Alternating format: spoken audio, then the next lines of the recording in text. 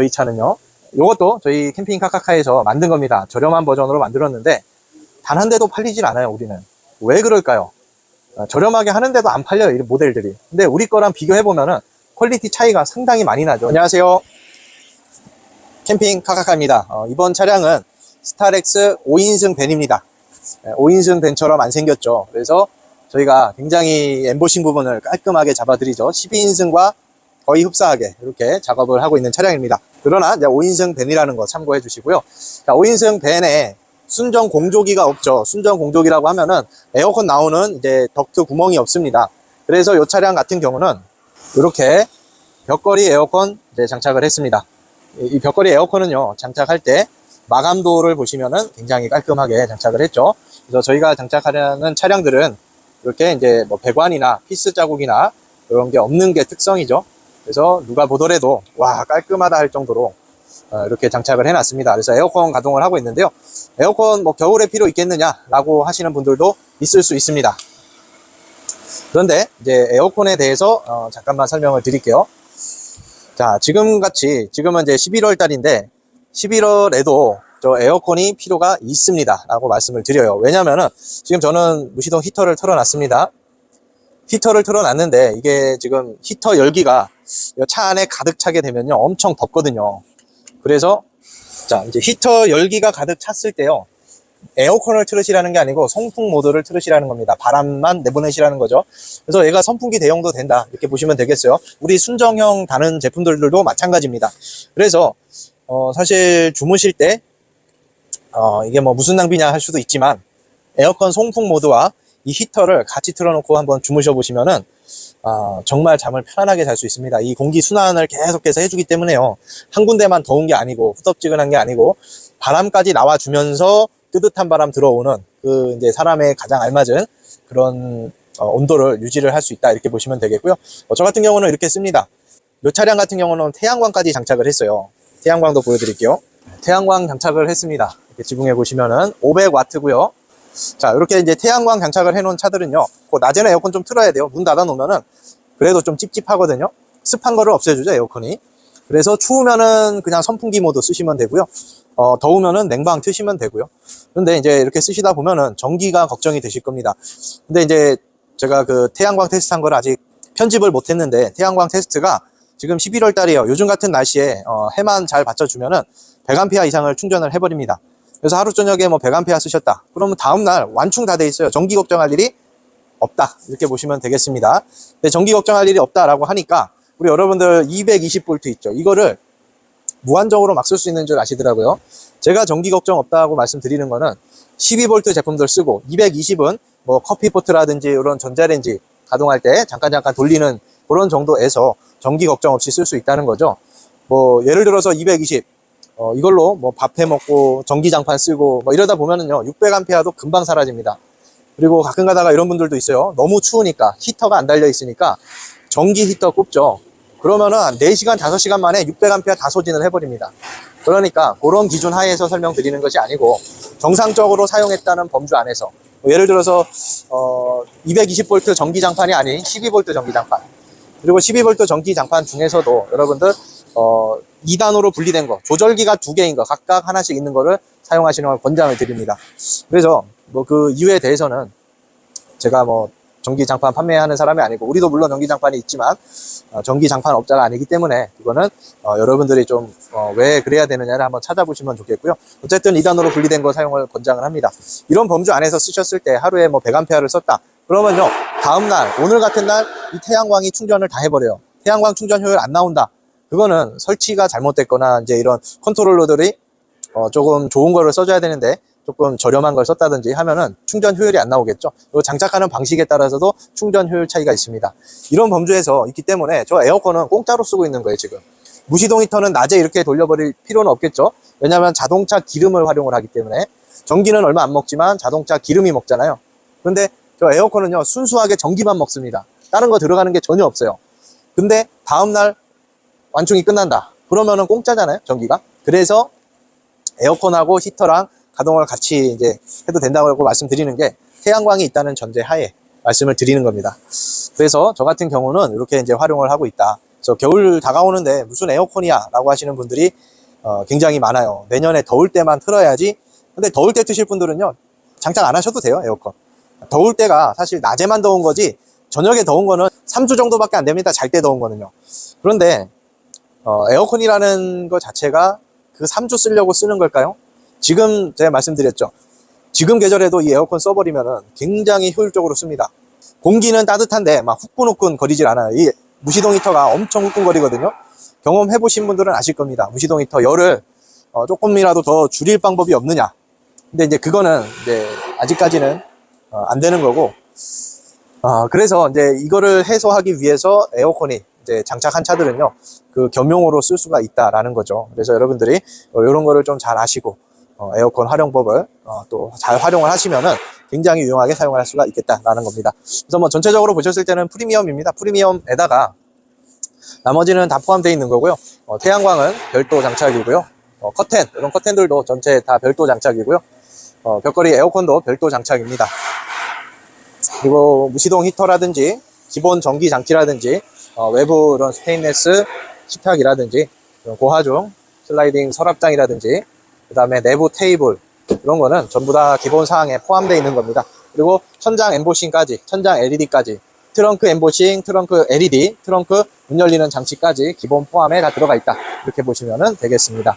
그래서 냉장고, 전자레인지, 무시동 히터까지 플러스 노트 바닥까지 들어갑니다.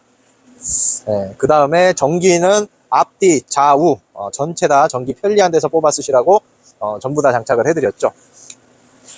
그래서 저희 프리미엄 모델입니다.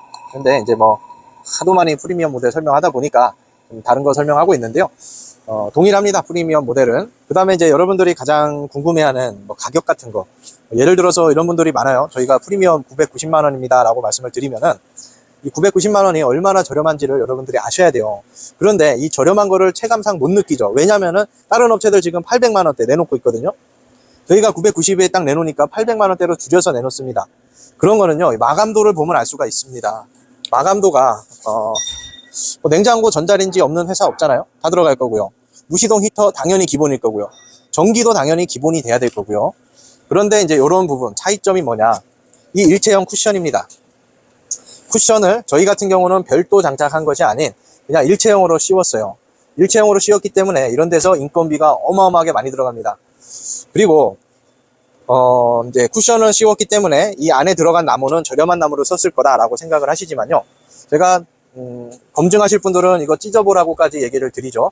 검증하실 분들은 이거 찢어보세요. 안에 이 똑같은 목재가 들어가 있습니다. 최고급 자작나무가 들어가 있고요.